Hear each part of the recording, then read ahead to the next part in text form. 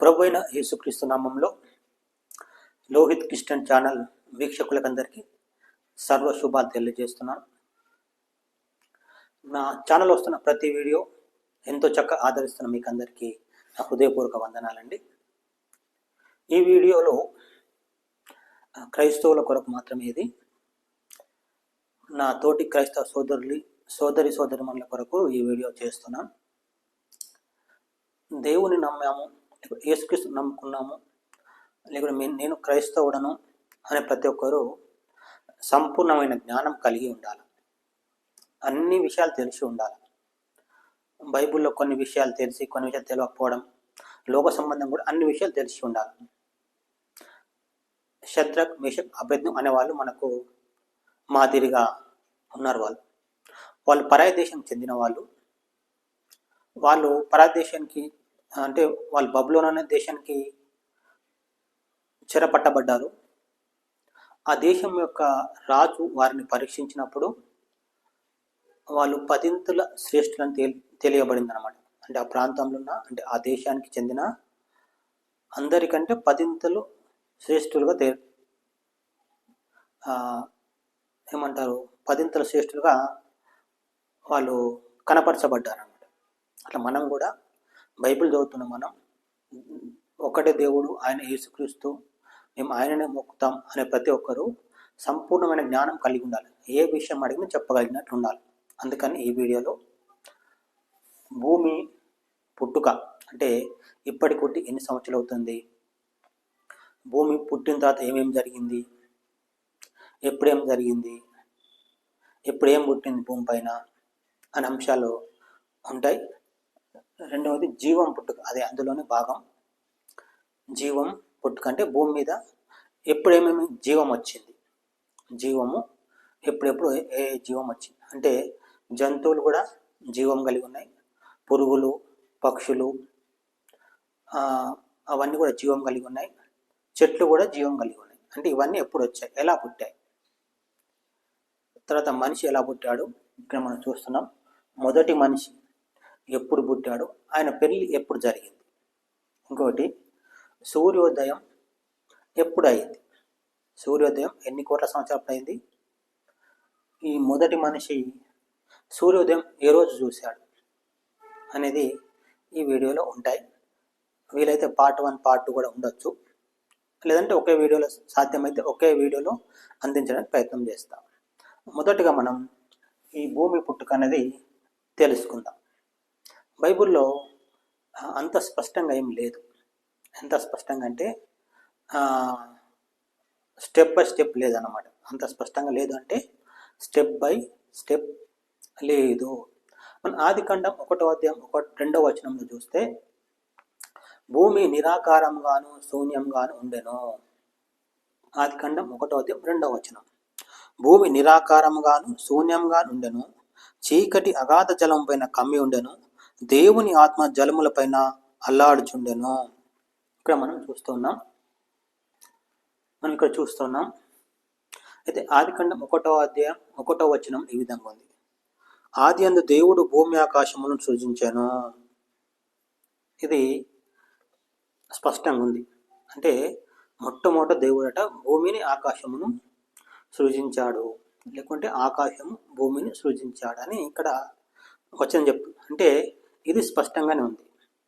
కానీ 2వ వచనం చూస్తే ఇక్కడ తేడా కనిపిస్తోంది, కొంచెం ఏదో జరిగింది అన్నట్లు అనిపిస్తుంది అన్నమాట. ఇక్కడ ఏం చూస్తున్నామంటే భూమి నిరాకారంగాను శూన్యంగా ఉండెను, చీకటి అగాధ జలం పైన కమ్మి ఉండెను, దేవుని ఆత్మ జలముల పైన అల్లాడుచుండెను.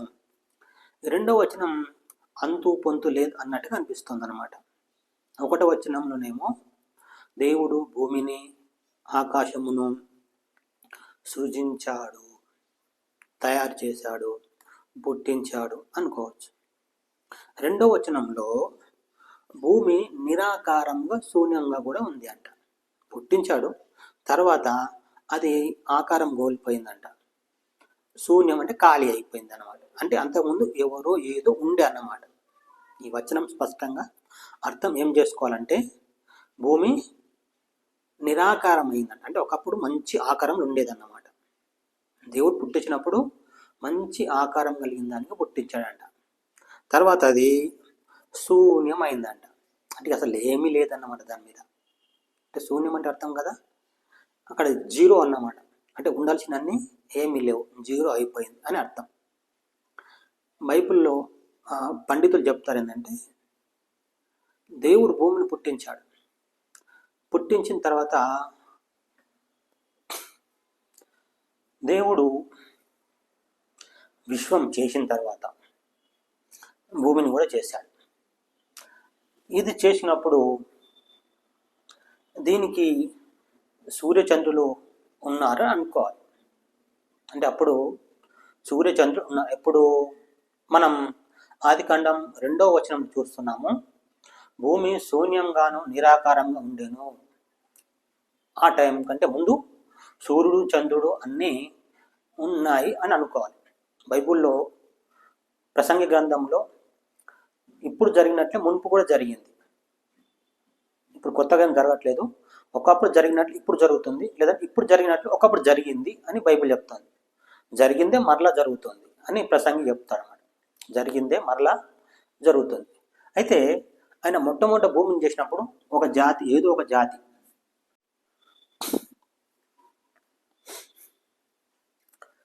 దేవుడు ఆకాశమును భూమిని చేశాడు అని బైబిల్ స్పష్టంగా చెప్తుంది.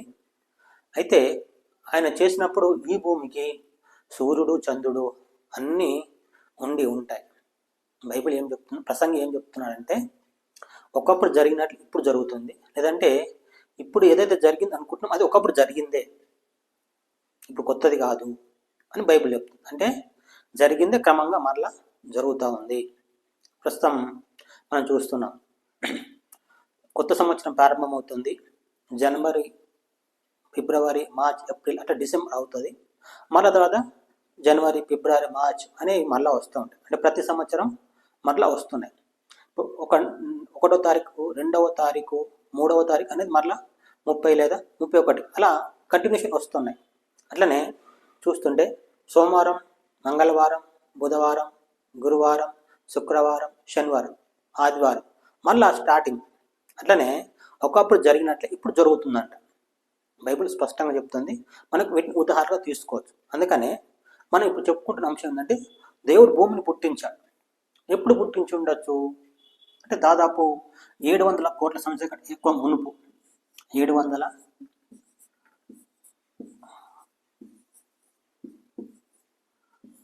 కోట్ల సంవత్సరాలకు మునుపు భూమిని దేవుడు పుట్టించి ఉండాలన్నమాట. లేకుంటే కొంచెం యువతల పుట్టించి ఉండాలి. కానీ సైంటిస్టులు అంటున్నారు, విశ్వం పుట్టి 1380 కోట్లు.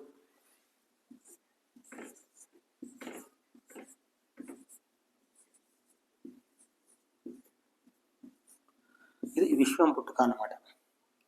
విశ్వం యొక్క పుట్టుక 1380 కోట్లు అంట. కానీ అప్పుడు ప్రస్తుతం మనమున్న భూమి అప్పుడు పుట్టలేదు, తర్వాత పుట్టింది. బైబిల్ కూడా దాన్ని ధృవీకరిస్తూ ఉంది అన్నమాట. బైబిల్ కూడా దాన్ని ధృవీకరిస్తుంది. ఏంటంటే, దేవుడు మొట్టమొదట చాలా రకాల గెలాక్సీలు పుట్టించాడు.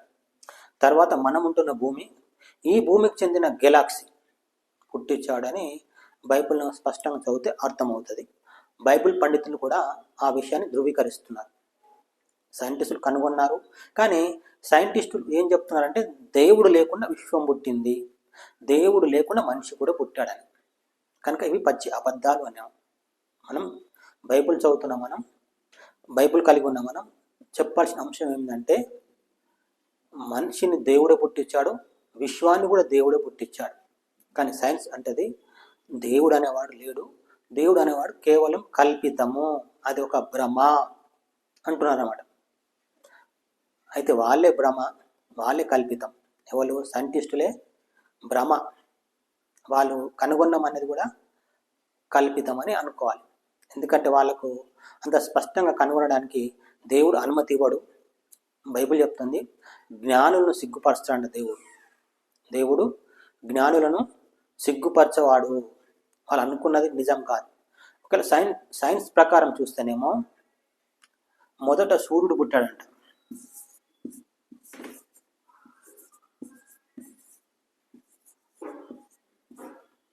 తర్వాత భూమి.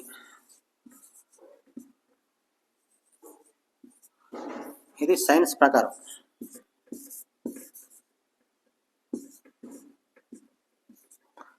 కానీ బైబిల్ ప్రకారం అయితే మొదట భూమి ఉంది, తర్వాతనే సూర్యుడు ఉన్నాడని బైబిల్లో స్పష్టంగా మనకు అర్థమవుతుంది. అయితే అట్టెట్లా అవుతుంది అంటే బైబిల్లో ఆధారాలు గల గ్రంథం, స్పష్టమైన ఆధారాలు బైబిల్లో ఉన్నాయి. అవి మనం ఇంకా ముందు ముందు చూద్దాం. అయితే మనం ఇప్పుడు 700 కోట్ల సంవత్సరాలప్పుడు, అంత మునుపు, లేదంటే అంతగా యుగతల స్పష్టత లేదు. కానీ దేవుని యొక్క కొన్ని విషయాలు ఉన్నాయి. దేవుడు 7 అనే పదం ఎక్కువ ఉపయోగించాడు బైబిల్లో. 7వ దినం, 7 నేత్రాలు కలవాడు, 7 దీపస్తంభముల మధ్య సంచరించువాడు. అట్లా దేవునికి 7 అనేది చాలా ముఖ్యమైనది. అందుకే నా ఒక ఛానల్ ఒక పోస్ట్లో పెట్టాను, యేసుక్రీస్తు అనే పేరు 700 కోట్లప్పుడు నిర్ణయించబడింది అని. 700 కోట్ల సంవత్సరాలప్పుడు యేసుక్రీస్తు అనే పేరు నిర్ణయించబడింది. అది ఇప్పటి పేరు కాదు. యేసుక్రీస్తు అనే పేరు ఆయన పుట్టక మునుపు యోసేపుకు చెప్పబడుతుంది. యేసు అనే పేరు ఆయనకు పెట్టుదు. మరియమ్మ కూడా చెప్పబడుతుంది, యేసు అనే పేరు పెట్టబడుతుంది ఆయన. అంటే అది 700 కోట్ల సంవత్సరాల కంటే మునుపే, లేకపోతే అప్పుడు కొంచెం యువతలకి నిర్ణయించబడింది అనమాట. యేసుక్రీస్తు అనేది కోట్ల సంవత్సరాలప్పుడే ఉన్నదని బైబిల్ చెప్తుంది. అందుకే బైబిల్లో జగత్ పునాది వేయబడక మునిపే ఈయన నియమింపబడేను అంటారన్నమాట. యేసుక్రీస్తు జగత్తు పునాది అంటే ఈ భూమి కానీ ఆకాశము కానీ ఏది అంటే ఈ భూమి కాదు, ఈ భూమి కంటే ముందు కోట్ల భూములు ఉన్నాయి. అదే కదా విశ్వం అంటే 1380 కోట్లప్పుడు పుట్టిందట.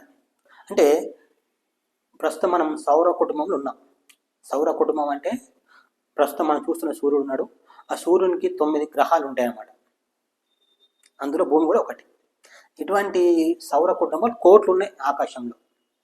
మనం రాత్రి చూస్తాం కదా నక్షత్రాలు, ఆ నక్షత్రం ప్రతి ఒక్క నక్షత్రం అంటే ప్రస్తుతం మనం చూస్తున్న సూర్యుడు లాంటివి అన్నమాట. అవి ప్రతి నక్షత్రం కూడా మనకు దూరంగా ఉన్నందువల్ల నక్షత్రాలు అంటున్నాం, లేకుంటే అవి కూడా సూర్యుడు. అంటే ప్రతి మనం ఆకాశంలో చూస్తున్న, రాత్రిపూట ఆకాశంలో చూస్తున్నామే నక్షత్రం, అంటే ఆ నక్షత్రం ప్రతి నక్షత్రానికి ఒక భూమి ఉంటుంది అనమాట. ఆ భూమికి చంద్రుడు కూడా ఉంటాడు, అంటే ఉపగ్రహంగా. అట్లా కోట్ల కొల భూములు చేశాడు అప్పుడే దేవుడు. ఎప్పుడు ఈ సైంటిస్ట్ మేము కనుగొన్నామండి 1380 కోట్ల అప్పుడు విశ్వం పుట్టినట్టు మేము కనుగొన్నాం అన్నారు. తర్వాత సూర్యుడు 456 కోట్ల సంవత్సరాలప్పుడు, ఇది సూర్యుని వయసు అని అంటున్నారు అన్నమాట వాళ్ళు. సూర్యుని వయసు 456 కోట్ల సంవత్సరాలు అంటున్నారు. కానీ ఇప్పుడు మీకు ఒక అంశం చెప్తూ ఇందులోకి వచ్చాం. ఏదో ఒక జాతి ఇప్పుడు అంటే ఆదికాండం 1వ అధ్యాయం 1వ వచనంలో, ఆదికాండం 1వ అధ్యాయం 2వ వచనంలో మధ్యలో ఏం జరిగిందంటే ఈ భూమి మీద ఏదో ఒక జాతి వచ్చింది, దాని పని అయిపోయింది. అంటే దేవుడు ఒక జాతిని పుట్టించాడు, అది ఎన్ని రోజులు ఉండాలో అన్ని రోజులు ఉండగానే ఆ జాతిని తీసేశాడు ఈ భూమి మీద నుండి. ప్రస్తుతం మనం ఉంటున్న భూమి నుంచి తీసేశాడు. తర్వాత మళ్ళీ ఒక కొత్త జాతి, మళ్ళీ ఏదో ఒక జాతి, అది ఏ జాతో తెలియదు, జంతువా పక్షి జాత ఇంకా ఏదో తెలియదు. మొత్తానికైతే అట్లా చాలా జాతులు అంటే చాలా యుగాలు గడిచిపోయాయి. గడిచిపోయిన తర్వాత అని అర్థం చేసుకోవాలి. 2వ వచనం అంటే ఏంటిదంటే చాలా కోట్ల సంవత్సరాలు, అప్పుడు ఎన్ని కోట్లు గడిచిపోయాయో తెలియదు. అట్లా కోట్ల సంవత్సరాలు గడిచిపోయిన తర్వాత ఈ భూమి నీళ్ళలోకి వెళ్ళింది. అంటే నిరాకారమైందంట, శూన్యమైందంట, మరలా నీళ్ళలోనికి వెళ్ళిపోయింది. ఈ భూమి మొత్తం నీళ్ళున్నాయి. అక్కడ చెప్పబడుతుంది చీకటి అగాధ జలమును కమ్మి ఉండేను అన్నమాట. అంటే చీకటి ఈ జలాలను కమ్మి ఉంది, అంటే ఆ జలాలలో భూమి ఉంది అన్నమాట. అంటే అప్పుడు భూమి నీళ్ళలో మునిగిపోయింది అని 2వ వచనంలో మనం తెలుసుకోవాలి. అంటే ఎన్నో జాతులు భూమి మీద పుట్టాయి, అంతరించిపోయాయి. అయితే ఒక జాతి మూలంగా ఏమైపోయిందంటే భూమి నిరాకారమైపోయింది, శూన్యమైపోయింది, ఆ జాతి కూడా అంతమైపోయింది. అంటే అంతకుముందు భూమి మీద మంచిగా ఉండే వాటి మూలంగా ఏమైపోయింది, భూమి పాడైపోయింది, అంటే ఆకారం కోల్పోయింది, అవి లేకుండా పోయాయి, భూమి శూన్యం అయిపోయింది అన్నమాట. అది అర్థం చేసుకోవాలి. అటువంటి సమయంలో భూమి నీళ్ళలోకి వెళ్ళిపోయింది. అది నిజం అని బైబిల్ చెప్తా ఉంది. బైబిల్లో కొన్ని విషయాలు చూద్దాం. భూమి పుట్టుక ఎలా జరిగింది. కీర్తనలకు 24వ అధ్యాయం 1-2 వచనాలు. భూమియు దాని సంపూర్ణతయు లోకమును దాని నివాసులను యెహోవావే. ఆయన సముద్రముల మీద దానికి పునాది వేసెను, ప్రవాహ జలముల మీద దాన్ని స్థిరపరిచెను. అయితే భూమి కంటే ముందు నీళ్లు ఉన్నవి అన్నట్టు అర్థం చేస్తుంది. అంటే సముద్రాలు ఉన్నాయంట. ఈ వచనం చెప్తుంది, 2వ వచనం, ఆయన సముద్రముల మీద దానికి పునాది వేసెను, ప్రవాహ జలముల మీద దాన్ని స్థిరపరిచెను. మనకు తెలుసు, ఎక్కడైనా ఇప్పటి కాదు, పాతకాలంలో పునాది తీసి ఇల్లు కట్టేవారు. ఇప్పుడేమో పిల్లర్ గుంతలు అంటున్నాం. ఇప్పుడు మారిపోయిన పద్ధతి. పిల్లర్ గుంతలు తీసి అందులో పిల్లర్లు వేసి, ఆ పిల్లర్ల పైన బీమ్లు వేసి, ఆ బీమ్ల పైన గోడలు పెట్టి కడతా ఉన్నారు అన్నమాట. కానీ ఒకప్పుడు అట్లా కాదు. పునాది తీసి, అంటే ఇట్లా 4 మూలలు అయితే 4 బాక్స్ లాగా గుంత దోవి, ఒక 2 ఫీట్లు వెడల్పు, ఎంత పొడవు ఇల్లు అనుకుంటే అంత పొడవు అడ్డం కాలువలాగా తీసి కట్టేవారు. అంటే దాన్ని పునాది అంటారు. అలా కట్టేవారు. అయితే ఈయన అంటే ఈ దేవుడు, బైబిల్ దేవుడు అంటే యేసుక్రీస్తు అని అర్థం చేసుకోవాలి. బైబిల్ దేవుడు అంటే ఎవరు? యేసుక్రీస్తు. ఆయన తండ్రి వీరు. కానీ మనకు ప్రధానంగా బైబిల్లో చెప్పబడిన మాట ఏంటంటే, దేవుడు ఆయన కుమారుని ద్వారా సమస్తమును కలగజేశాడు. అంటే ఆయన పక్కకున్నాడు తండ్రి అనే దేవుడు, కుమారుని ద్వారానే అన్ని చేశాడు. అయితే నీళ్లు మొదట ఉన్నాయని ఈ వచనం ద్వారా అర్థమవుతుంది. అంటే సముద్రాలు ఉన్నాయంట. సముద్రం కాదు, ఇక్కడ ఏం చెప్తుందంటే ఆయన సముద్రముల మీద దానికి పునాది వేశాను. ప్రస్తుతం మనకు 7 సముద్రాలు ఉన్నాయి, 7 సముద్రాలు. అంటే అవి ముందే ఉన్నాయని. మరి ఎట్లా ఉన్నాయి? దేవునికి అన్ని సాధ్యం. ప్రస్తుతం ఈ భూమిని దేవుడు వేలాడదీశాడని చెప్తుంది యోబు గ్రంథంలో.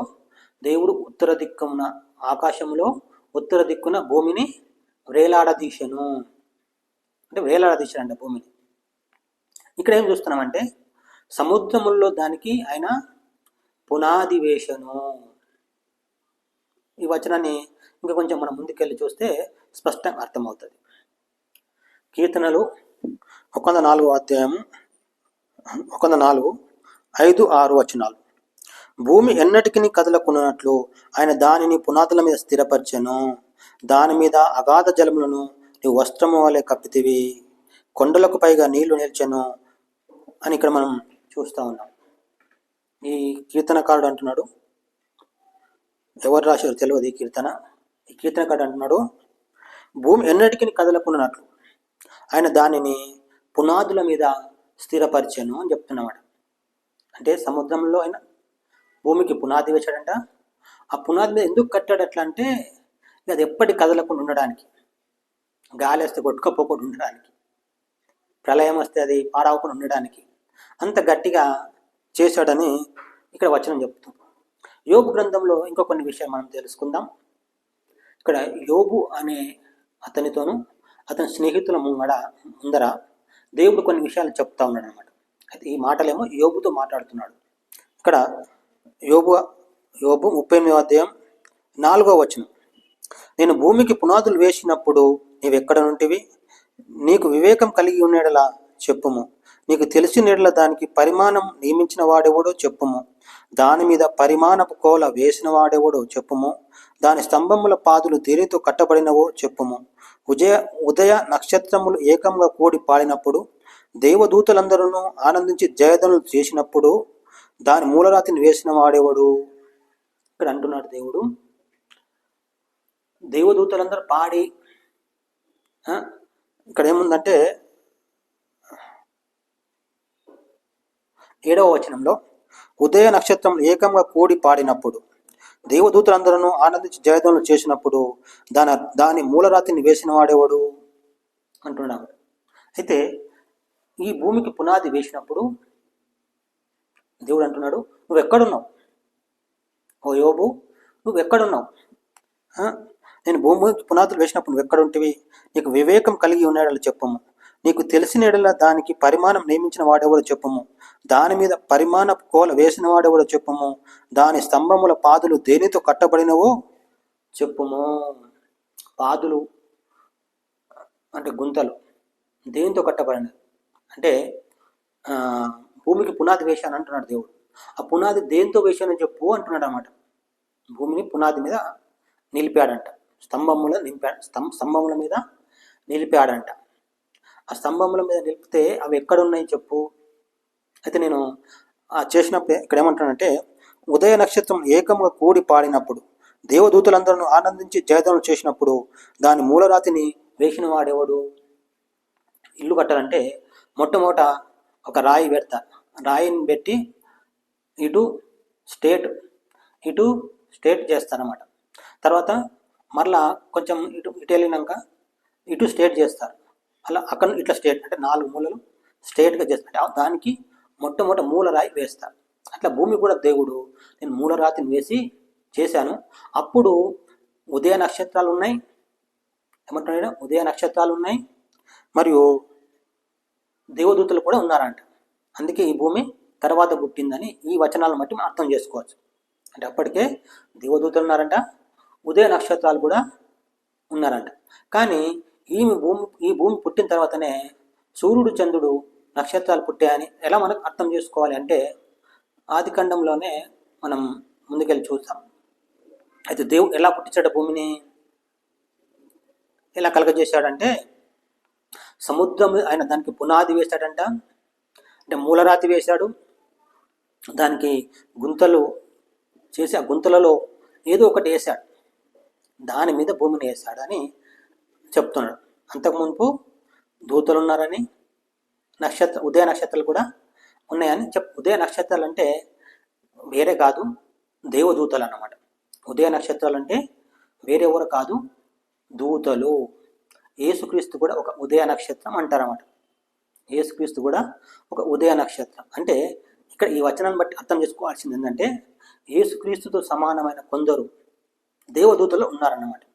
కానీ దేవదూతల్లో యేసుక్రీస్తు సమానం అంటే యేసుక్రీస్తు ఉదయ నక్షత్రం అని ఒక డ్యూటీ చేసేవాడు. అట్లనే యేసుక్రీస్తు ఎలాగైతే ఉదయ నక్షత్రము అనే డ్యూటీ చేసేవాడు, అట్లనే లూసిఫర్ అనేవాడు కూడా ఉదయ నక్షత్రం, వాడు కూడా ఒక ఉదయ నక్షత్రం.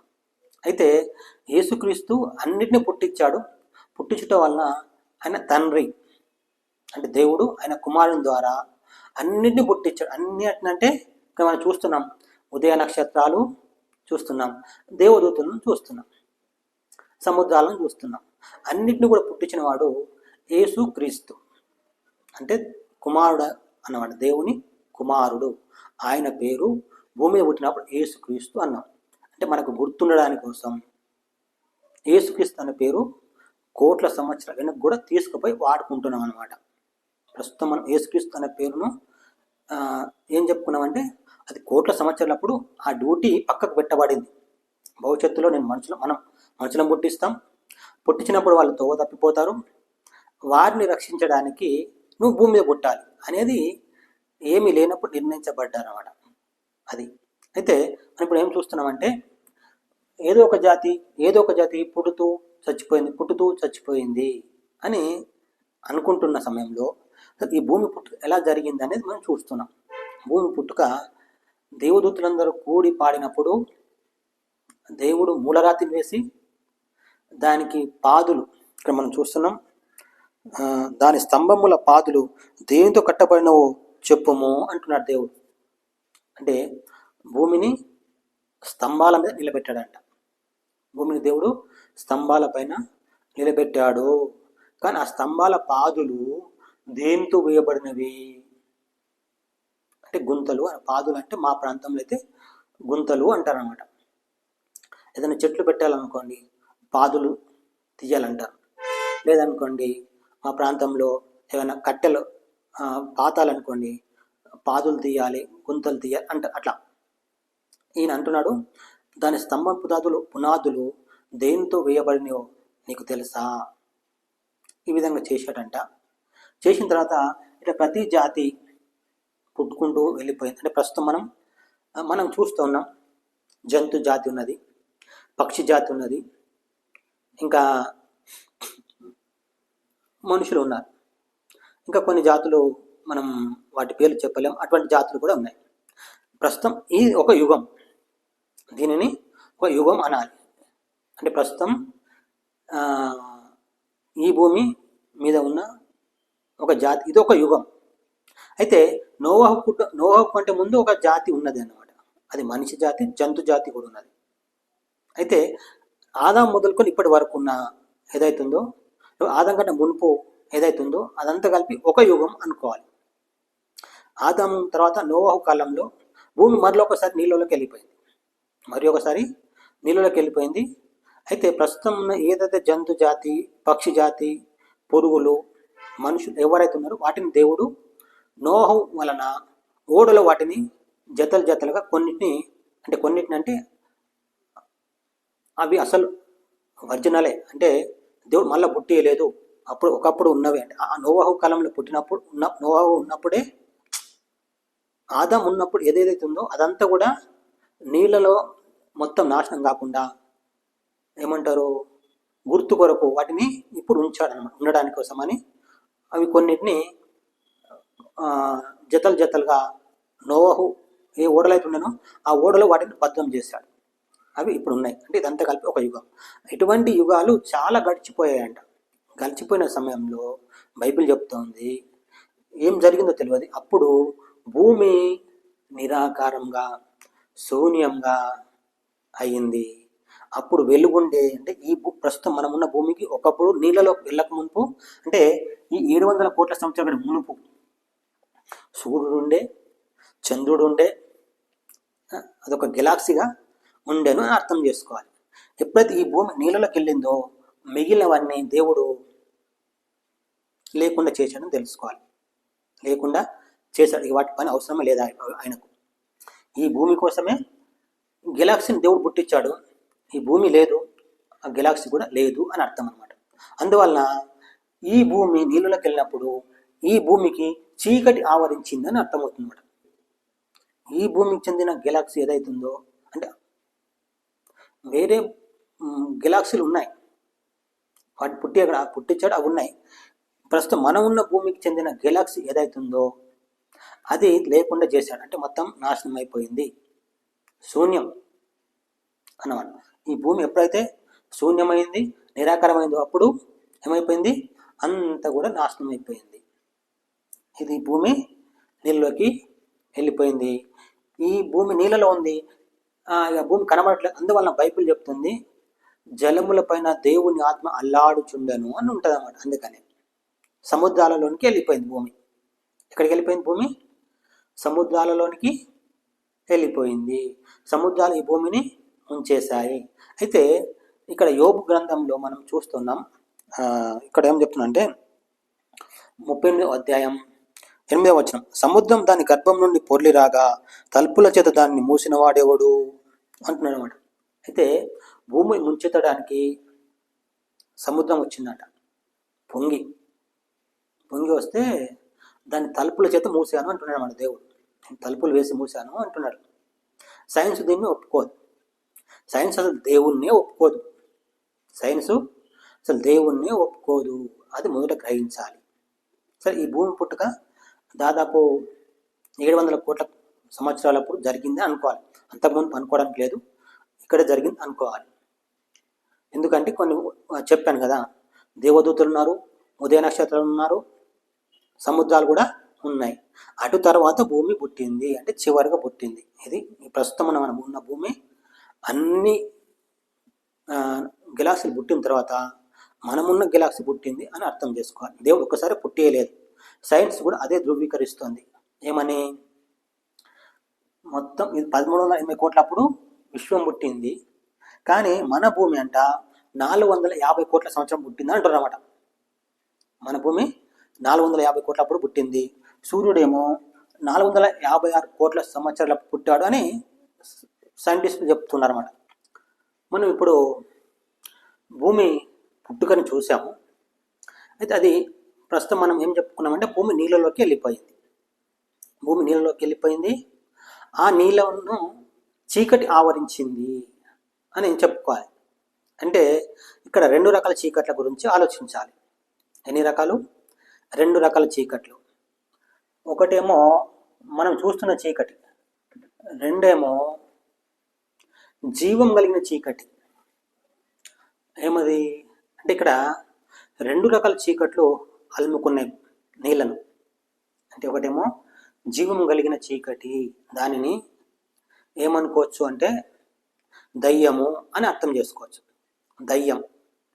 ప్రస్తుతం ఉన్న చీకటి ఏంటంటే మనం రాత్రిపూట చూస్తున్న చీకటి, ఉదయం కాగానే ఆ చీకటి ఎటు పోదు, అక్కడే ఉంటుంది. ఎక్కడ ఉంటుంది? భూమికి వెనుక వైపు చీకటి ఎప్పుడు ఉండే ఉంటుంది. భూమి మనకు తెలుసు కదా, భూమి ఇలా తిరుగుతూ ఉంటుంది.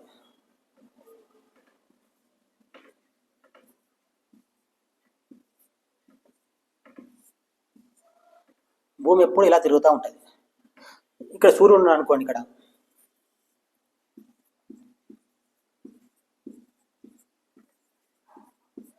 ఇక్కడ సూర్యుడు ఉన్నాడు, ఇట్లా వెలుగు వస్తుంటుంది.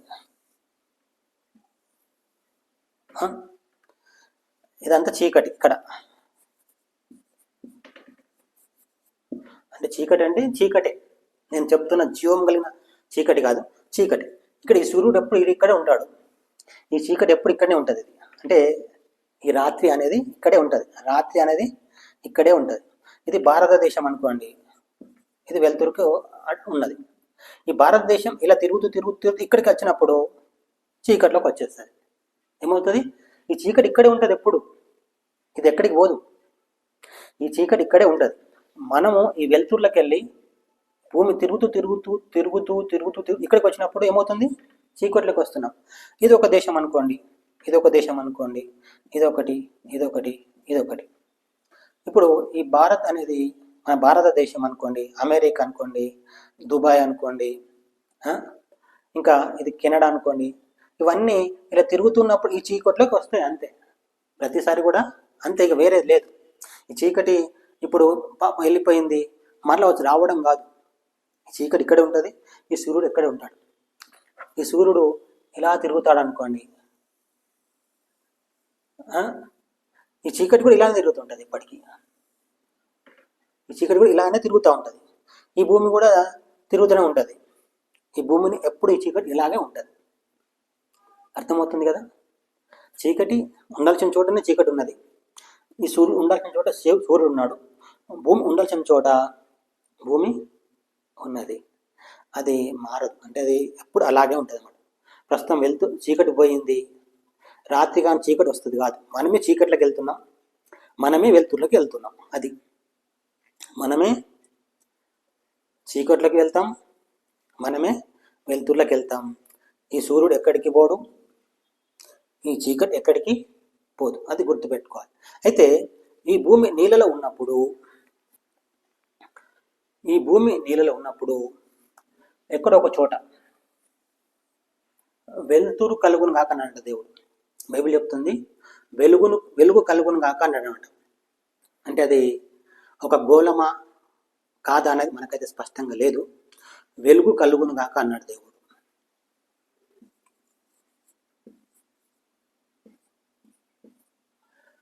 ఇది వెలుగు కలిగింది, ఈ వెలుగు ఇలా వెలుగుతోంది, అంటే ఇట్లా ఇస్తోంది. విశ్వం ఇందులో ఉందన్నమాట. మొత్తం విశ్వం ఇందులో ఉంది.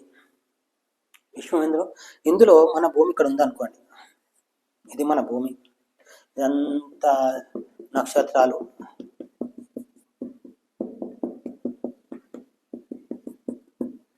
ఇది ఈ వెలుగు ఇక్కడికి వచ్చింది. ఇది మన భూమి. ఇది మన భూమి ఇప్పుడు వెనక బందుకుంది అనుకోండి. ఈ భూమి ఇలా తిరుగుతూ మళ్ళీ ఇక్కడికి రాగానే చీకట్లోకి వెళ్ళిపోతుంది. ఇక్కడనేమో వెలుతురు వచ్చేసింది అనుకుందాం, ఇలా తిరుగుతూ ఇక్కడ రాగానే చీకట్లోకి వెళ్ళిపోతుంది. ఇదంతా చీకటి. ఎందుకు? వెలుతురు లేదంట. ఎక్కడ లేదు? మన భూమికి లేదు. ఆకాశంలో అన్ని భూములకు ఉంది, మన దానికి లేదు. కానీ దేవుడు ఆదికాండం 1వ అధ్యాయం 3వ వచనంలో వెలుగు కమ్మని పలకగా వెలుగు కలిగాను అని చూస్తున్నాం. వెలుగు కమ్మని పలకగా వెలుగు కలిగాను. ఈ భూమి నీళ్ళలో ఉన్నప్పుడు సూర్యుడు లేడు, చంద్రుడు లేడు, అసలు గెలాక్సీ లేదు అని అర్థం. ప్రస్తుతం మన పాలపుంత లేదు అని అర్థం చేసుకోవాలి. లేదు, దేవుడు దాని స్థానం తప్పేలా చేశాడా, మొత్తం లేకుండా చేశాడా తెలియదు. అయితే విశ్వంలో ఒక దినం అంటే ఏంటంటే, మనం ప్రస్తుతం మన భూమి నీళ్ళలో ఉంది, ఈ భూమి ఇక్కడ ఉంది, మిగిలిన నక్షత్రాలు ఇవన్నీ నక్షత్రాలు ఇక్కడ రాగానే వెలుతురు వచ్చేసింది. దేవుడు సృష్టించినప్పుడు భూమి ఇక్కడ ఉంది అనుకోండి, అంటే వెలుగు కలుగును కాకనగా భూమి ఇక్కడ ఉంది. అప్పుడు అంటే వెలుగుతో ప్రారంభమైన దినం. దేంతో ప్రారంభమైంది? బైబిల్ చెప్తుంది వెలుగుతో ప్రారంభమైంది. ఈ భూమి నెమ్మదిగా ఇట్లా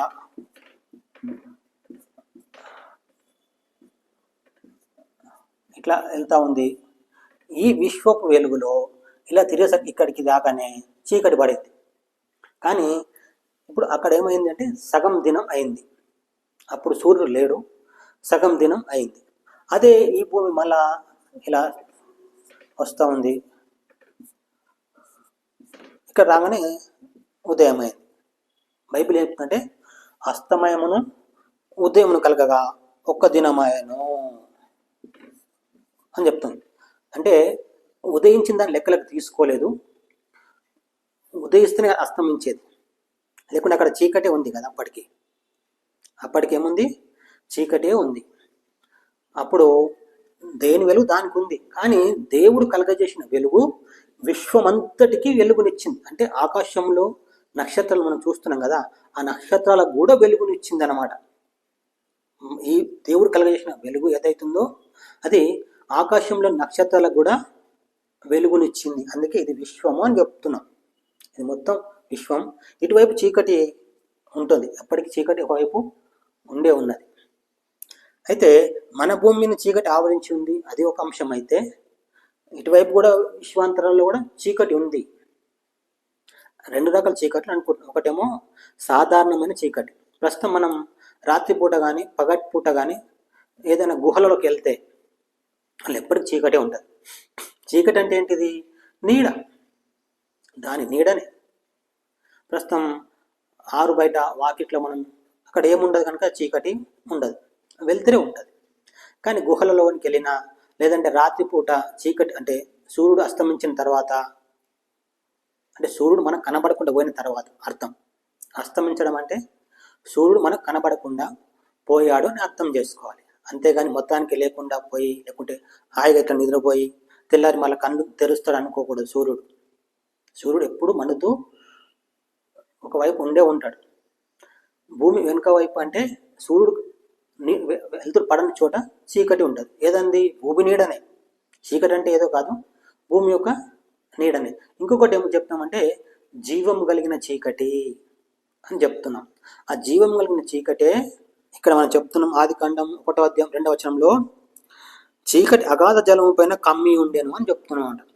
అగాధ జలం పైన కమ్ముకొని ఉంది, దానిని జీవం కలిగిన చీకటి అనుకోవాలి. ఏం చీకటి? జీవం కలిగిన చీకటి. అప్పుడు దేవుడు వెలుగు కమ్మని పలకగా వెలుగు ఆయను. అక్కడ మనం చూస్తున్నాం, ఇక్కడ వెలుగు మంచిదైన దేవుడు చూచెను, దేవుడు వెలుగును చీకటిని వేరుపరిచెను. దేవుడు ఏం చేసినట? వెలుగును చీకటిని వేరు చేశాడు.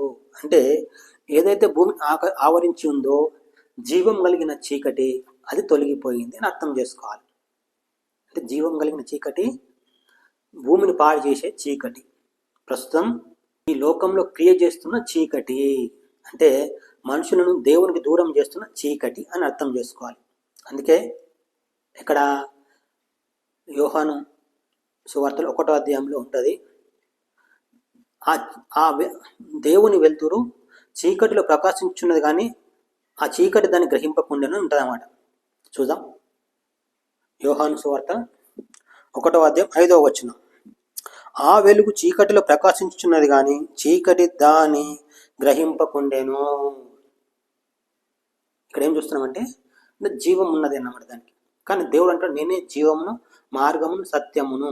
అంటే జీవం అనే మాట దేవుడికి మాత్రమే వాడాలి. నేను ఇప్పుడు చీకటికి వాడాను అంటే దాన్ని ఉట్టిగా మీకు గ్రహింపు కోసమే వాడాను. అంటే అది కూడా ప్రాణం కలిగి ఉన్న చీకటి అని అర్థం అన్నమాట. అంతే, జీవం అనే కాదు, ప్రాణము కలిగి ఉన్న చీకటి. కనుక జీవం అనగానే ఆయన అంటూ నేనే జీవం, నేనే మార్గం, నేనే సత్యం. అంటే దానికి ఉన్న జీవం జీవం కాదు, అది చీకటి జీవము, నిత్య జీవము కాదు. అది ఒకరోజు లేకుండా పోతుంది. ప్రస్తుతం మనం చూస్తున్నాం కదా, వెలుతురు ప్రస్తుతం ఏదైనా చీకటి గల ఇండ్లు ఉంటే అక్కడ వెలుతురు పడదనుకోండి, మనం లైట్ వేస్తాం, ఇక్కడ దీపం వెలిగిస్తాం, అప్పుడు వెలుతురు పోతుంది. మరలా ఇది దీపం ఆర్పివేయగానే లైట్ తీసేయగానే మళ్ళీ వచ్చి చేరుతుంది. అది జీవం ఉన్నది కాదు, కానీ అక్కడ ఆ చీకటి ఎప్పుడు ఆవరించి ఉన్నది. వెలుతురు రాగానే మనకు కనబడకుండా పోయింది అంతే, అది అక్కడే ఉంటుంది. అది నార్మల్ చీకటి. కానీ జీవమున్న చీకటి అంటే దయ్యం, వాడు కూడా ప్రాణంతో ఉన్నాడు. కానీ దేవుడు ఒకప్పుడు వాడిని బంధిస్తాడు, అంటే లేకుండానే చేస్తాడు అన్నమాట. ఇక అక్కడ రాదుగా లైట్ బంద్ చేసినా అక్కడ రాదు, వెలుతురే ఉంటుంది అన్నమాట ఎప్పటికీ. అది దాన్ని పరలోకం అంటారు అన్నమాట. అది ఎప్పుడు దగదగ మెరుస్తూనే ఉంటుంది. అక్కడ పరలోకంలో సూర్యుడు అవసరం లేడు, చంద్రుడు అవసరం లేదు, లైట్ అవసరమే లేదు. ఆ పట్టణపు గోడలే మెరుస్తూ ఉంటాయి అన్నమాట. అది అన్నమాట, అది జీవము అంటారు. అక్కడ చీకటికి రావడానికి లేదు, అక్కడ చీకటి ఉండడానికే లేదు. ఇక ఇక్కడ పరలోకంలో చీకటి రాదు, ఉండదు, ఇంకెక్కడ ఉండదు, ఉండడానికి లేదు అక్కడ. దానికి ఆ స్థలం అది చీకటి స్థలమే కాదు అది. కనుక మనం చూస్తున్నాం ఈ వెలుగు ఇలా చూస్తుంటే. అయితే సైంటిస్టులు చెప్తున్నారు భూమి ఇప్పటికి పుట్టి 456 కోట్లు. అంటే వెనక్కి వెళ్తే 4వ దినంలో సూర్యుడు పుట్టాడు. ఆది ఖండంలోని 1వ అధ్యాయంలో ఉన్న 4వ దినంలో సూర్యుడు పుట్టాడు. అంటే చూద్దాం,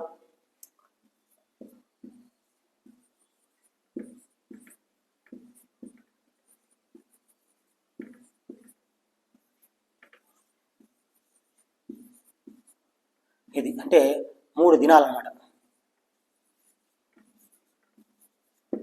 ఆది కాండంలో రాయబడిన 1వ దినం, 2వ దినం, 3వ దినం, 4వ దినం, 5వ దినం, 6వ దినం అంటాం కదా. అట్లా 3 దినాలు గడిచిన తర్వాత 4వ దినంలా సూర్యుడు పుట్టాడు. ఈ వెలుగు ఇక్కడే ఉంటుంది. ఆయన పుట్టినప్పుడు 4వ దినం సూర్యుడిని దేవుడు మరలా కలగజేశాడు. అంటే ఉట్టి సూర్యుడే కాదు, అక్కడ చెప్తుంది బైబిల్లో నక్షత్రములను, సూర్యుని చంద్రుని కూడా చేశాడంట. అంటే సూర్యుని, చంద్రుని, నక్షత్రాలను కూడా 4వ దినాన్ని పుట్టించాడు. అప్పటి వరకు మరి ఈ భూమి ఎక్కడుంది అంటే ఇక్కడ 4 దినాలు, ఈ 3 దినాలు లెక్కలకు తీసుకోవాలి. 3 దినాలు అంటే సూర్యుడు పుట్టి ఇప్పటికి 456 కోట్ల సంవత్సరాలు. అంటే ఈ 3 దినాలను డివైడ్ చేస్తే 456 తోటి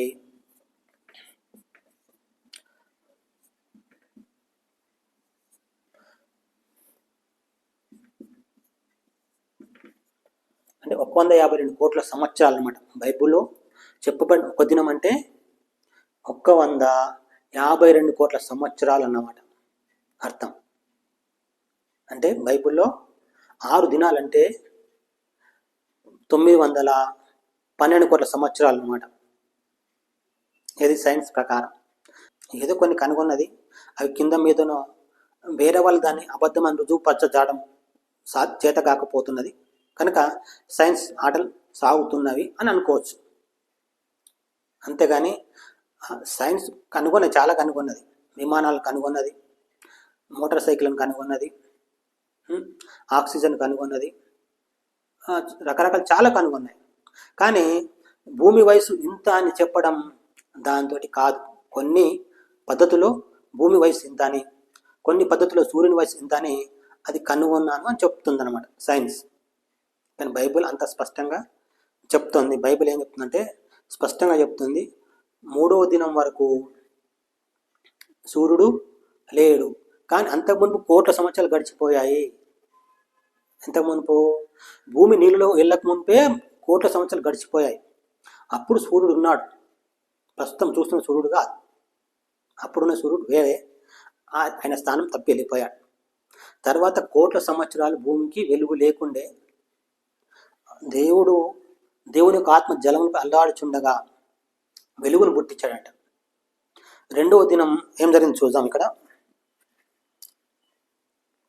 మరియు దేవుడు ఆ జలముల మధ్యన ఒక విశాలం కలిగి ఆ జలములను ఈ జలములను వేరుపరచును గాకని పలికెను. దేవుడు ఆ విశాలం చేసి విశాలం కింది జలములను విశాలం మీద జలములను వేరుపరపగా ఆ ప్రకారమాయను. దేవుడు ఆ విశాలమునకు ఆకాశం అని పేరు పెట్టెను. అస్తమయమును ఉదయమును కలగగా 2వ దినమాయెను. 1వ దినం ఏమైంది?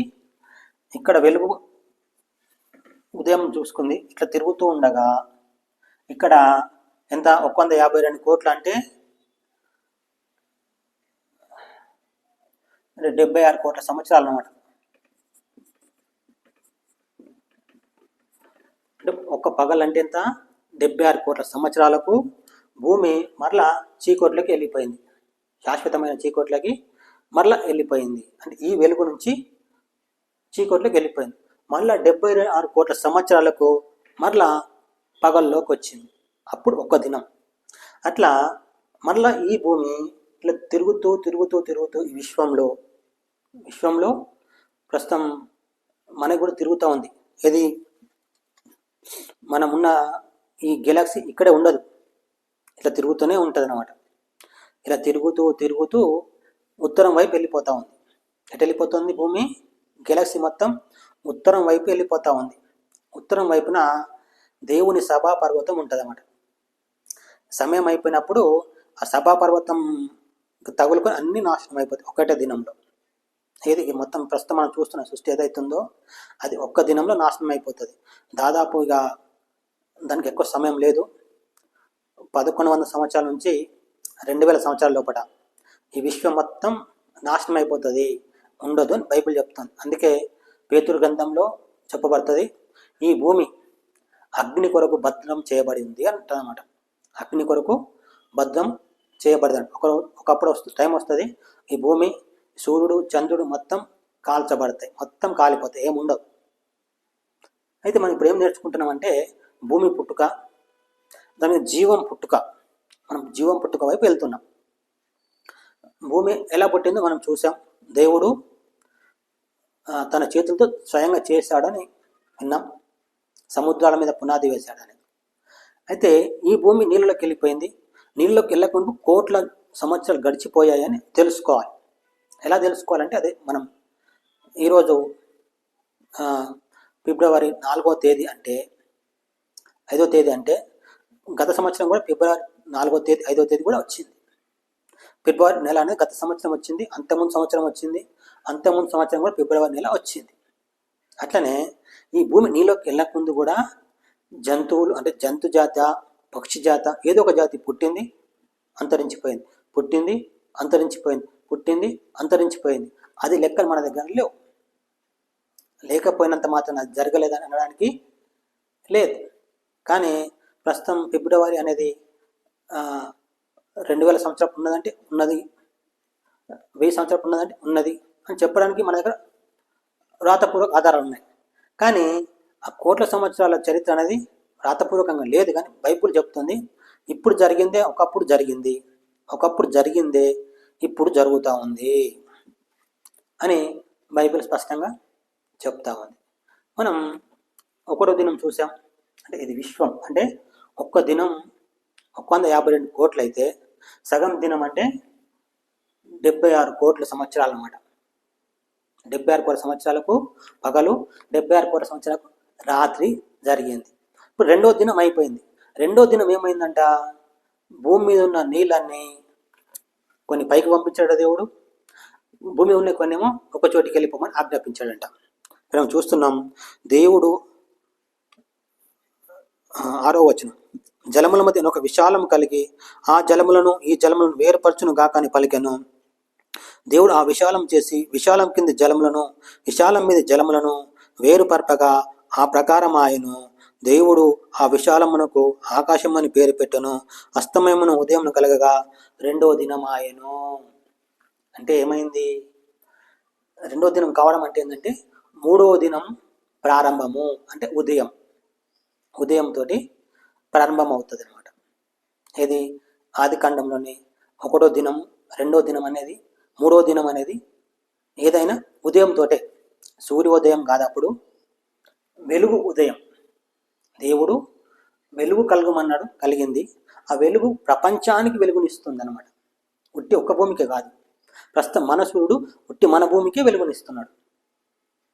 కానీ ఈ వెలుగు ప్రపంచానికి వెలుగునిచ్చే వెలుగు. అందుకని ఒక్క దినం అంటే ఎంత?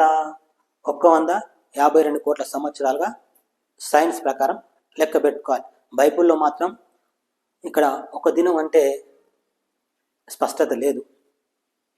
అయితే భక్తులు మోసే అంటాడు, నీ దృష్టిలో ఒక దినం గతించిన నిన్నటి వలెను రాత్రి అందలి ఒక జాము వలెను ఉన్నవి అంటాడన్నమాట మోసే. రాత్రి అందలి ఒక జాము వలె అంటే దేవుని దృష్టిలో ఒక దినం అంటే ఇది దేవుని దృష్టిలో రాయబడిన దినం. ఏది? ఆది కాండం 1వ అధ్యాయంలోని 1వ దినం, 2వ దినం అనేది దేవుని దృష్టిలోని దినము. ప్రస్తుతం మనం చూస్తున్న దినం దేవుని దృష్టిలోనిది కాదు. ఇది మన దృష్టిలో ఒక దినం. మనం ఇదే చూస్తున్నాం, దేవుడు ఇది చూస్తున్నాడు. కనుక ఆ పద్ధతిలో చూస్తే సైన్స్ నేను కనుగొన్నామంటే, ఒకవేళ సైన్స్ మనం నమ్మగలిగితే ఒక్క దినం 152 కోట్ల సంవత్సరాలు. ఈ వెలుగు ప్రకారం, దేవుడు కలిగించిన వెలుగు ప్రకారం మనం చూస్తున్నాం. ఇదంతా విశ్వం అయితే ఈ వెలుగు విశ్వం అంతటికి పడుతూ ఉంది, మన భూమి కూడా పడుతూ ఉంది. 4వ దినం సూర్యోదయం కలిగింది. సూర్యోదయం ఎప్పుడైందంటే దేవుని దినాల లెక్కలో 4వ దినంన సూర్యోదయం కలిగింది. అది ఎప్పుడు కలిగిందో సైంటిస్టులు చెప్తున్నారు. అంటే 456 కోట్లు అంటే ప్రారంభంలోనే కలిగింది. అంటే 3వ దినం, 4వ దినం ఉదయంన దేవుడు సూర్యుడిని, చంద్రుడిని, నక్షత్రాలను కలిగి అనుకోవాలి.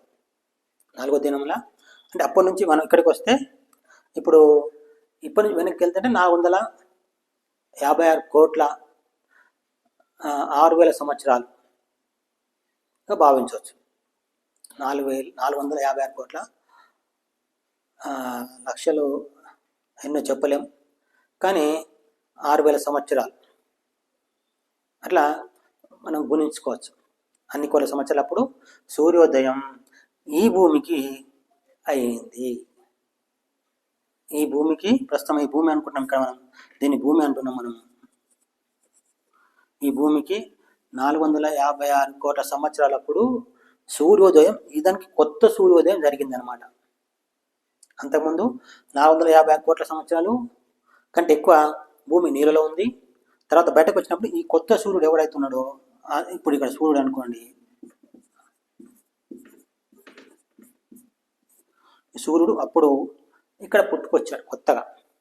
అంటే 3వ దినం అయిపోయినాక 4వ దినం. ఈ 4వ దినం అయిపోయిన తర్వాత సూర్యుడు వచ్చాడు.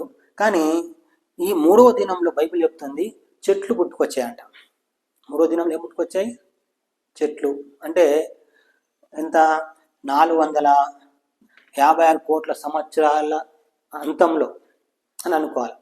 మరి చెట్లకు సూర్యుడు ఉండాలి కదా, ప్రస్తుతం ఉన్న సూర్యుడే ఉండాలి, వేరే సూర్యుడు పనిచేయడు. ఏది? ఈ వెలుగు ఈ చెట్లకు పనిచేయదు. 456 కోట్ల సంవత్సరప్పుడు చెట్లు పుట్టాయి మొట్టమొదట భూమి మీద. అంటే చెట్లు ఇప్పటికి పుట్టి 456 కోట్ల కంటే ఎక్కువ అయిపోయింది సైన్స్ ప్రకారం. అంటే సైన్స్ చెప్పట్లేదు, అది స్పష్టత లేదు, బైబిల్ చెప్తుంది. బైబిల్ ప్రకారం మనం అనుకోవాలి. మనం ఇక్కడ ఒక విషయం మర్చిపోయాం. 3వ దినం భూమి, 2వ దినం చివరిలో భూమి బయటకు రావడం మొదలైంది. 3వ దినం భూమి నీళ్ళలోని బయటకు వచ్చింది అనమాట. అప్పుడు దేవుడు అంటాడు, జలములను ఒక చోటనే కూరాలి, అన్నీ ఒక చోటనే కూడిపోవాలి, ఒక చోటికి రావాలి అని ఆజ్ఞాపించక నీళ్ళన్నీ ఒక చోటికి వచ్చినాయంట. అప్పుడు భూమి బయటకు వచ్చింది నీళ్ళలోండి. దానికి నేల భూమి అని పేరు పెట్టాడు దేవుడు. ఆరిన నేలకు భూమి అని పేరు పెట్టాడు. అంటే భూమి నీళ్ళ నుండి బయటకు వచ్చినాక 152 కోట్ల సంవత్సరాల అంతంలో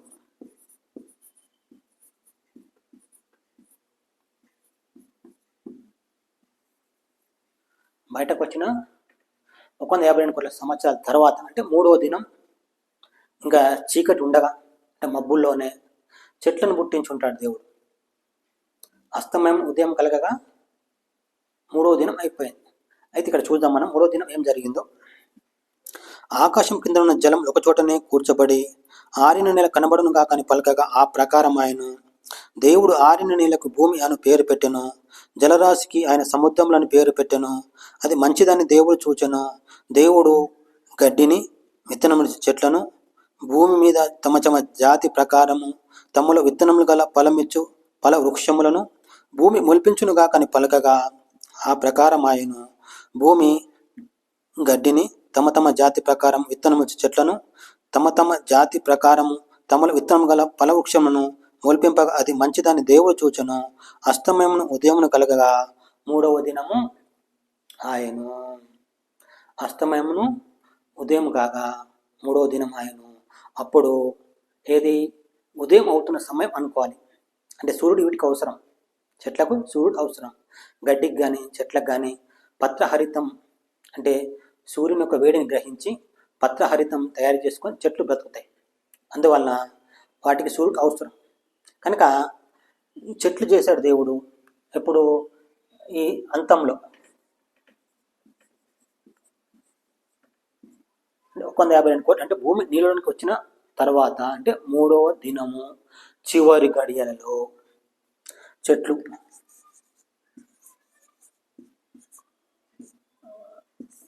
కలగజేసాడ దేవుడు. చెట్లు కలగజేసిన తర్వాత 4వ దినం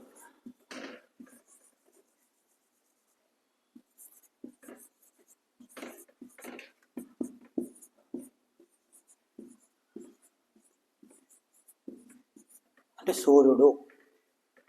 4వ దినం సూర్యుడు, చంద్రుడు, నక్షత్రాలను కలగజేశాడంట. ఎందుకు కలగజేశాడు బైబిల్ చెప్తుందంటే ఇక్కడ చూద్దాం. దేవుడు అంటే ఆదికాండం 1వ అధ్యాయం 14వ వచనం, దేవుడు పగటిని రాత్రిని ఏర్పరిచినట్లు ఆకాశ విశాలమందు జ్యోతులు కలుగును కాకనియు అవి సూచనలను కాలములను దిన సంవత్సరం సూచించుటకై ఇండును గాకనియు భూమి మీద వెలుగుచుటకు అవి ఆకాశ విశాలమందు జ్యోతులై ఉండు గాకని పలికెను. ఆ ప్రకారం ఆయను. దేవుడు ఆ 2 గొప్ప జ్యోతులను అనగా పగటిని ఏలుటకు పెద్ద జ్యోతిని, రాత్రిని ఏలుటకు చిన్న జ్యోతిని నక్షత్రమును చేసెను.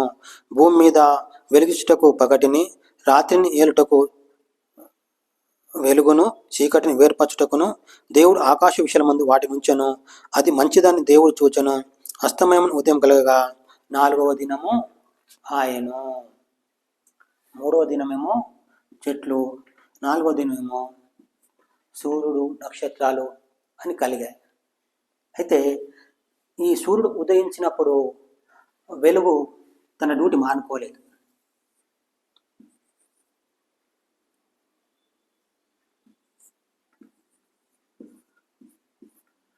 ఈ వెలుగు డ్యూటీలోనే ఉంది. ప్రస్తుతం మనం ఉన్న భూమికి దేవుడు సూర్యుని నియమించాడు. అంటే పగటిని ఏలడానికి ఒకరిని, రాత్రి ఏలడానికి ఒకరిని. అయితే ఇక్కడ మనం చూస్తున్నాం వెలుగును వేరు చేసిందంట. ఈ సూర్యుడు వెలుగును కూడా వేరు చేశాడన్నమాట. అంటే ప్రస్తుతం అక్కడి నుండి వస్తున్న సూర్యుని, అంటే ఈ వెలుగు యొక్క వెలుతురు ఈ భూమి మీద చాలా తక్కువ ఉంది అని అర్థం. ఇక్కడ మనం సూర్యుడిని చేశాడు. ఆయన సూర్యుడు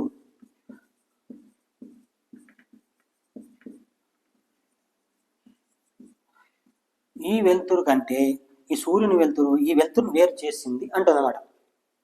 ఈ సూర్యుని వెలుతురు ఈ వెలుతురును వేరు చేసింది. ఇక్కడ ఉన్న ఇక్కడ చీకటి ఉంది. ఇక్కడ మనకు ఎప్పుడు మనం చూస్తున్నాం ఇక్కడ చీకటి ఉంటుంది ఎప్పటికీ. ఈ చీకటిని కూడా ఏలడానికి చంద్రుని చేశాడంట దేవుడు. రాత్రిపూట దానికి ఎక్కువ ఆస్కారం లేకుండా ఉండడానికి ఏం చేశాడు? చంద్రుని కూడా చేశాడు. అంటే మనం చూస్తున్నాం ఈ వెలుతురు కంటే ఎక్కువ ఈ వెలుతురు, సూర్యుని వెలుతురు ఎక్కువ అయింది అని ఇక్కడ మనం ఈ బైబిల్లో చదువుతూ ఉన్నాం. చూద్దాం మరొకసారి 16వ వచనం. దేవుడు ఆ 2 గొప్ప జ్యోతులను అనగా పగటిని ఏలుటకు పెద్ద జ్యోతిని, రాత్రిని ఏలుటకు చిన్న జ్యోతిని, నక్షత్రములను చేసెను. అర్థమవుతుందా? స్పష్టంగా తెలుసుకోవాలి. ఈ భూమికి అప్పటికి పగలు ఉన్నది, రాత్రి ఉన్నది. పగలున్నది, రాత్రి ఉన్నది. ఈ భూమి నీళ్ళ నుంచి ఎప్పుడైతే బయటకు వచ్చిందో అప్పుడు మనం అంతకుముందు చూసుకున్నా భూమి నీళ్ళ నుంచి బయటకు రాగానే దాని పద్ధతిలో 24 గంటల లెక్కనే తిరుగుతుంటుంది అన్నమాట. భూమి తన చుట్టూ చాను అప్పుడు అంతే తిరిగింది, ఇప్పుడు అంతే తిరిగింది. సూర్యుడు లేనప్పుడు కూడా దానికి 24 గంటలు ఒకసారి చీకటి వెళ్తారు ఏది భూమికి.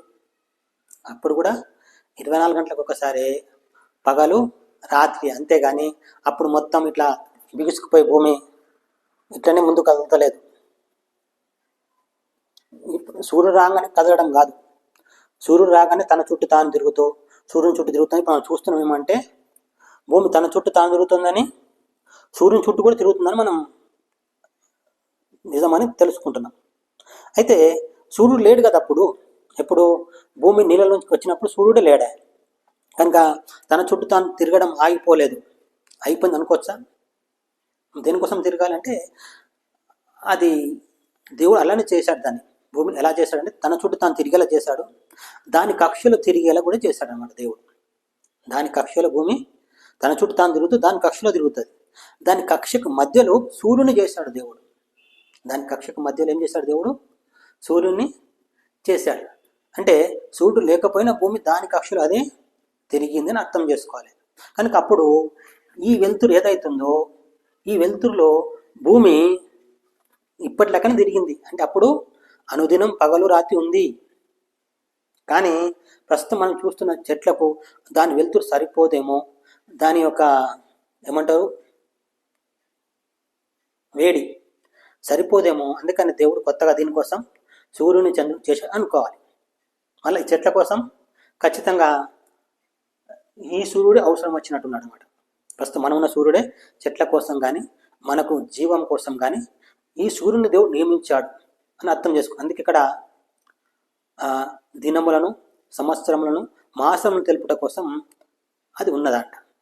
అయితే దాని మూలంగా ఉండకపోయేదంటే ఆ వెలుతురు అంత వెలుతురు ఎక్కువ లేనట్టు ఉంది. అందుకే దేవుడు కొత్తగా వెలుతురు చేయాల్సి వచ్చింది అని అనుకుందాం. ఇంకా దీన్ని స్పష్టంగా నేను స్టేట్మెంట్ లాగా చెప్పలేను, నేను అంత మట్టుగా చెప్పగలుగుతాను. అయితే ఇప్పుడు మనం చూస్తున్నాం జీవం మొదలైంది. ఎప్పుడు అటు నుంచి వస్తేనేమో 452 కోట్లే, ఇక్కడ నుంచి కూడా 452 కోట్లే. మనం చెప్పుకున్నాం ఏంటంటే 456 కోట్ల సంవత్సరాల చివరిలో చెట్లు పుట్టాయని చెప్పుకున్నాం, అంతే కదా. 456 కోట్ల సంవత్సరాల చివరిలో వాటికి సూర్యుడు అవసరము. అయితే ఈ వెలుతురు పడుతూ ఉంది, అది సరిపోదు. అందుకే దేవుడు పగటిని వేలడానికి కూడా ఒక ఆయన చేశాడు, రాత్రిని ఏలడానికి కూడా ఒక ఆయన చేశాడు అనమాట. అది సూర్యుడు చంద్రుడు. అంటే పగలుంది, పగలలోనే సూర్యుడు పుట్టించబడ్డాడు. అందుకే మనం చూసాం కదా, పగటిని ఏలడానికి ఒక జ్యోతిని, రాత్రిని ఏలడానికి ఒక జ్యోతిని. అంటే పగలు ఉంది అప్పటికి, ఆ పగల్ని వెళ్తుంది ఇప్పుడు సూర్యుడు. మన సూర్యుడు పగల్ని వెళ్తున్నాడు అనమాట. ఒకవేళ ఈ సూర్యుడు అంతరించాడు అనుకోండి, ఈ వెలుతురు మనకు పడుతుంది. ఏ వెలుతురు? ఈ వెలుగు యొక్క వెలుతురు మన మీద పడుతుంది, కానీ అది చాలా తక్కువ మొత్తంలో ఉంటుంది అనమాట. చాలా తక్కువ మొత్తంలో ఉంటుంది. ఆ వెలుతురులోనే ఈ భూమి తిరిగినందువలన ఇక్కడ మొదలై దాని కక్షలో తిరిగి మళ్ళీ ఇక్కడికి వచ్చినందువల్ల ఒక దినం ఆయను, రెండవ దినం ఆయను, అంటే అట్లా అర్థం చేసుకో. అస్తమయం ఉదయం ఎట్లా కలుగుతుంది? అస్తమయం ఉదయం అంటే ప్రస్తుతం మన భూమి చెప్పాం కదా, ఇది భూమి, ఇది సూర్యుడు, ఇట్లా వెలుతురు వస్తుంది, ఇది తిరుగుతూ ఉంటుంది ఇట్లా.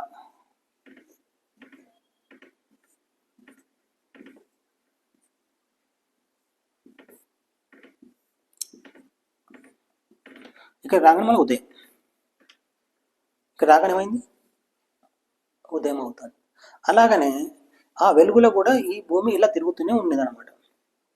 అప్పుడు కూడా 24 గంటల సమయం ఉండేది. కానీ ఇక్కడికి వచ్చేసరికి 76 కోట్ల సంవత్సరాలు చీకట్లు ఉండేది. ఆ భూమి తన చుట్టూ తాను తిరిగినా వెలుగు లేదు దానికి.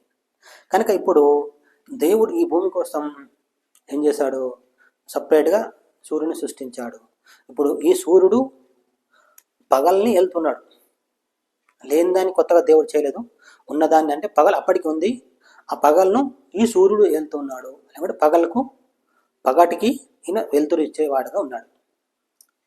ఇక్కడ ఈ సూర్యుడు పుట్టకుంటే చెట్లు అంటే జీవం పుట్టుకొచ్చింది. తర్వాత 5వ దినం, సూర్యుడు పుట్టిన తర్వాత 5వ దినం ఏం జరిగింది అనేది, తర్వాత మిగిలిన జంతు జాతి ఎలా పుట్టుకొచ్చింది, ఆదాం పెళ్ళి ఏంటిది అనే విషయాలు తర్వాత వీడియోలో మీకు అందిస్తాను. దేవుడి కొన్ని మాటలు దీవించును గాక. ఆమెన్. ఇంతవరకు ఓపికతో విన్నందుకు మీకు అందరికీ కృతజ్ఞతలండి. ఇంతవరకు నా ఛానల్ సబ్స్క్రైబ్ చేసుకోకపోతే దయచేసి సబ్స్క్రైబ్ చేసుకోండి, లైక్ చేయండి, షేర్ చేయండి. ఇంకా లేటెస్ట్ వీడియోల కోసం బెల్ ఐకాన్ మీద క్లిక్ చేయండి.